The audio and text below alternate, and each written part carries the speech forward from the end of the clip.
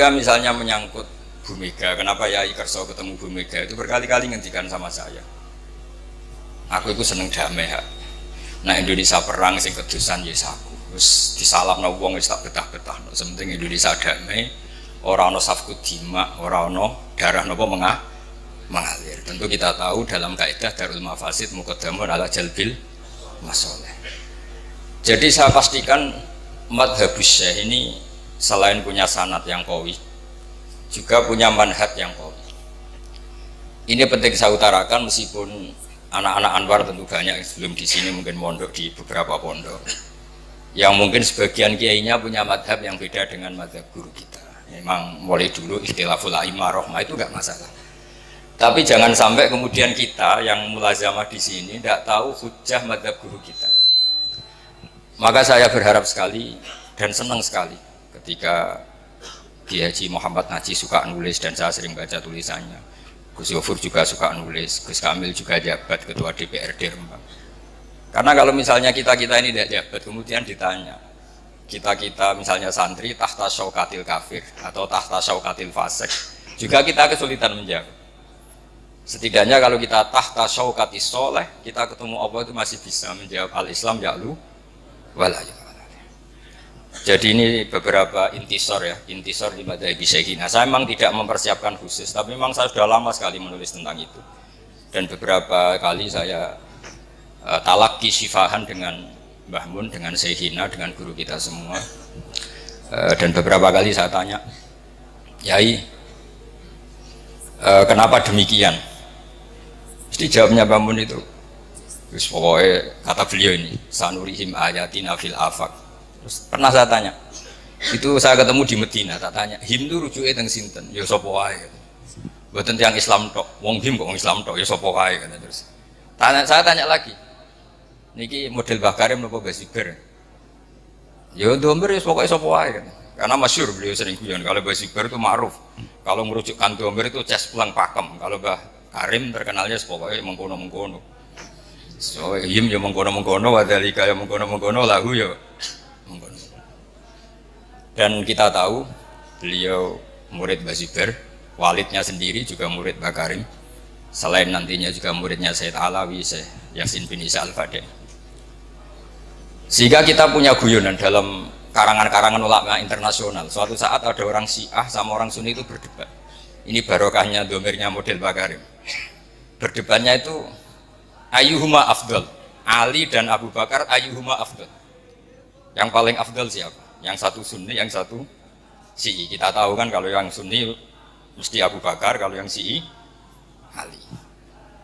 Si ulama ini pinter karena nggak mau resiko melihat orang debat. Jawabnya itu mangkanat bintuhu tahtahu. Itu semuanya keplok, padahal nggak tahu maknanya apa. Karena pikirannya orang Sunni ya kalau maknanya iman iku wong kanat kang ono sapa bintuhu anak wedok iman ku tahtahu ono ing bawahe Kanjeng Nabi. Berarti siapa? Abu Bakar, fa'ina Aisyata tahta yadi Rasulillah sallallahu alaihi wasallam. Tapi perasaannya orang Syiah itu man iku wong kanat kang ono sapa bintu putrine Nabi ku tahtahu ono ing ngisore man. Berarti siapa? Ali, fa'ina Fatimah tahta Ali. Itu semuanya keplok sama-sama nggak paham karena baru kayak mengkono tadi. Hu itu rujuknya kemana ya? Jadi man kanat bintu tahtahu. Kamu merujukkan kemana kalau bintu? Sehingga yang Syiah ya puas karena dikira bintuhu itu siapa? Maniku wong kanat kang ana sapa bintuhu putrine Nabi ku tahtahu. Berarti siapa? Sayyidina Ali. Kalau ahli sunnah maknane maniku wong kanat kang ana sapa bintuhu putrine Abu Bakar ku tahtahu ana ing ngisore mengkono. Ya artinya siapa? Kanjeng Nabi. Berarti siapa? Ya Abu Bakar. Jadi ini penting sekali. Jadi saya membela mazhabnya guru kita Mbah Mun itu bukan karena sekedar kita muridnya atau ingin menyenangkan beliau itu enggak. Tapi satu tasdek sing al-qawahabi yang kita siap ketemu Allah dengan mazhab itu. Kita tentu tidak siap kan misalnya ditanya Allah kayak apa hegemoni Cina, hegemoni orang-orang fasik menguasai sekian perdagangan apa-apa. Dan itu bisa membeli jabatan, membeli pejabat. Kemudian kita tidak punya kiat supaya mereka itu tahtana, supaya mereka itu tahta syaukatina. Loh, saya ada politik, saya ada DPR. Justru itu saya fair, hanya membela secara ilmu. Kalau saya Ma'ruf Amin mungkin Pak Dum wakil presiden gitu. Saya ini tidak Ma'ruf Amin. Saya benar-benar teman sampean yang nggak jelas ini. Tapi justru bagus nggak jelas. Ketok menusane. Jadi ini penting, ini saya baca saja, saya tunjukkan beberapa halaman ini, terutama yang ma'arif supaya jelas. Ini di kitab saya cetakan Darul Fikr atau cetakan, juga ada yang cetakan DKI, ada yang cetakan Toha Putra.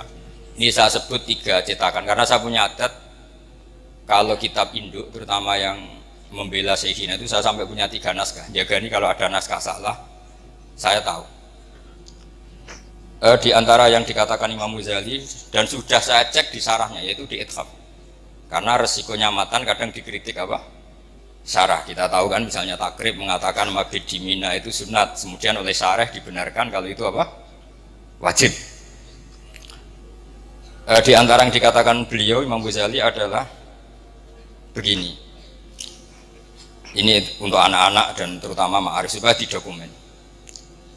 Di Ihya saya itu juz 4 ya, juz 4 halaman 139. Tapi mungkin kalau nanti beda halaman ya dicarilah di babnya ikut kitab Sobri wa Syukri. Di sini ada kalimat, ada kata-kata atau ada kalam wa amal izzi wal jah fa bihi yatul insan an nafsi adulla wa dhaima. Terus di antaranya beliau mengatakan fa kama yahtajul insanu ila saqfin yaqfau anal matar wa jubbatin tatfau anhal barda wa qalbin yatfau dhiba an masyati fa yahtaju aidan ila man yatfau syarra bi an nafsi. Terus dalam sebuah naskah dikatakan kalau kezaliman saja punya satu backing dari aparat oknum tentu ya, masa kesalahan tidak punya backing dari negara? Akhirnya nanti kita bingung. Yang orang-orang maksiat punya backing oknum misalnya, yang orang soleh tidak punya backing, sehingga pertunjukan maksiat semudah itu muncul. Ketika mau ada pengajian susah karena kita dengan waliul amri berhadapan. Tapi barokahnya Mbah Mun, barokahnya banyak ulama, kita punya adat nggak berhadapan-hadapan dengan waliul amri, sehingga kita mudah mengadakan pengajian. Bahkan di semua departemen ada masjid, di lembaga-lembaga kampus besar juga ada masjid, di mana-mana ada masjid dan ada pengajian. Ketika Rasulullah SAW punya mitra politik, namanya Khuza'ah. Kabilah Khuza'ah itu tidak Islam, tapi jadi mitra politiknya Rasulullah, karena mereka yang memberitahu tentang rahasia-rahasia kafir Mekah. Itu oleh Ibnu Hajar al Asqalani ketika cerita itu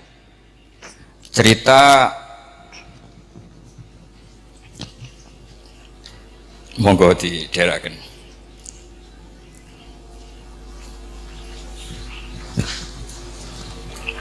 iya dong gua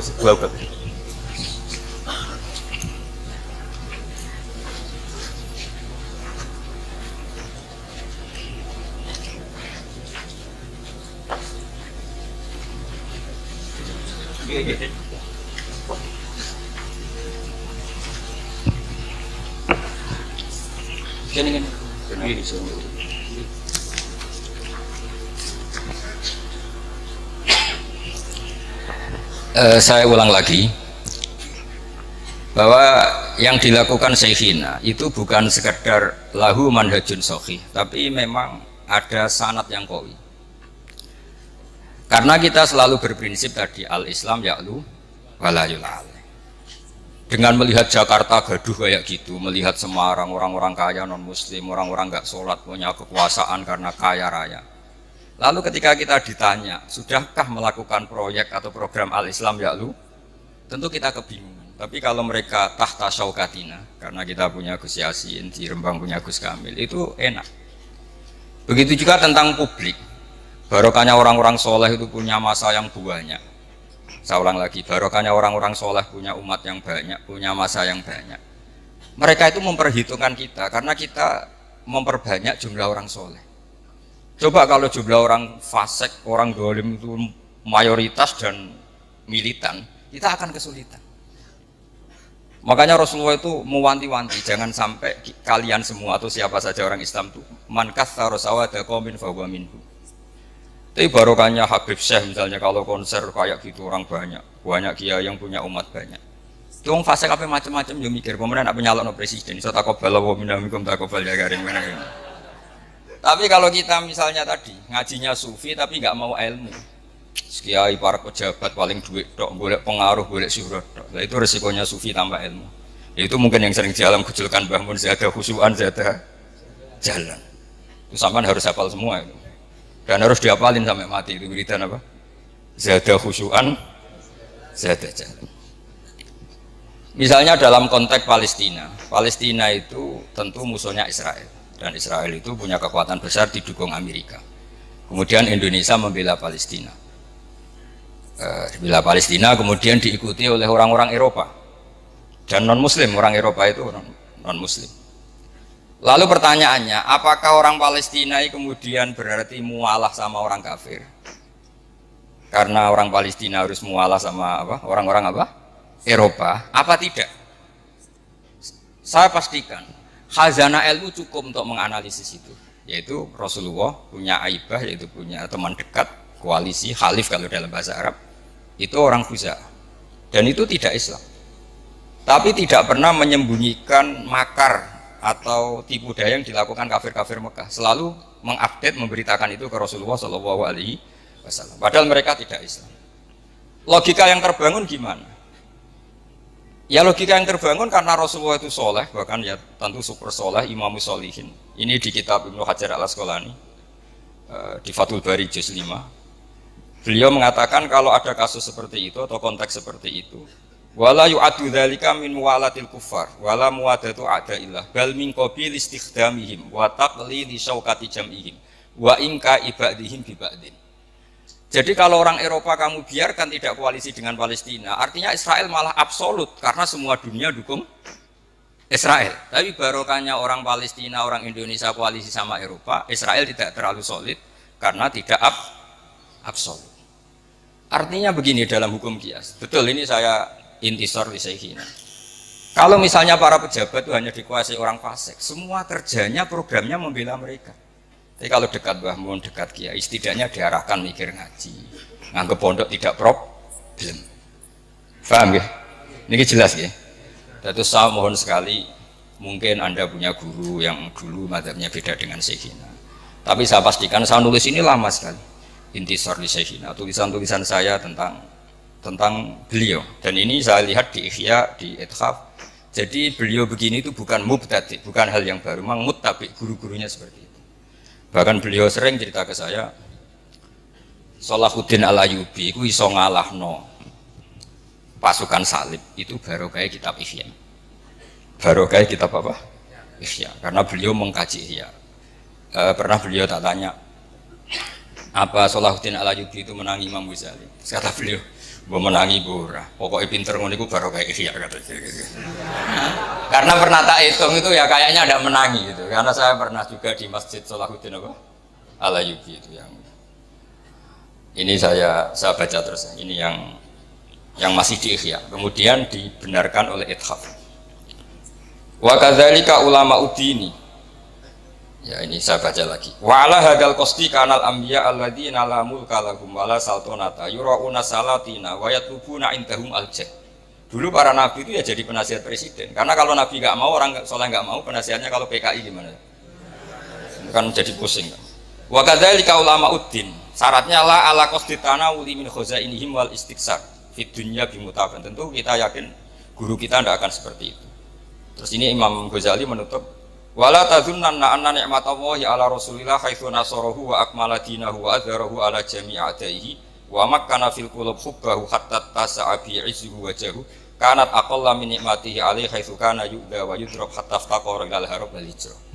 Artinya ketika Nabi punya otoritas penuh menguasai Mekah dan Madinah karena beliau orang soleh, jadinya aturan-aturan kesolehan, yaitu Ka'bah harus begini, nggak boleh ada lagi orang telanjang, nggak boleh ada berhala.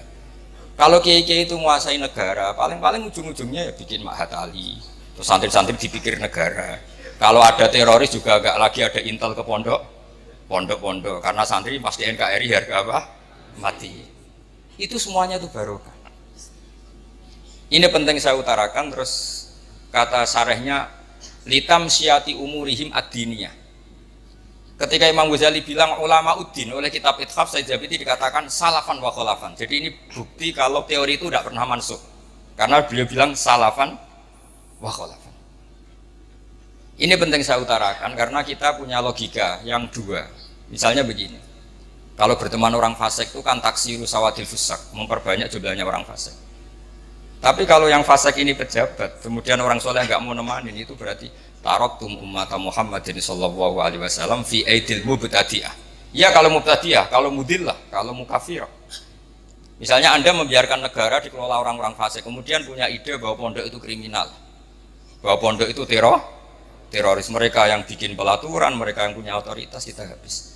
Ini barokahnya istiannya Yai Kerso dekat Mega, terus Gus Roji cucunya DPR RI, Gus Kamil ketua DPR.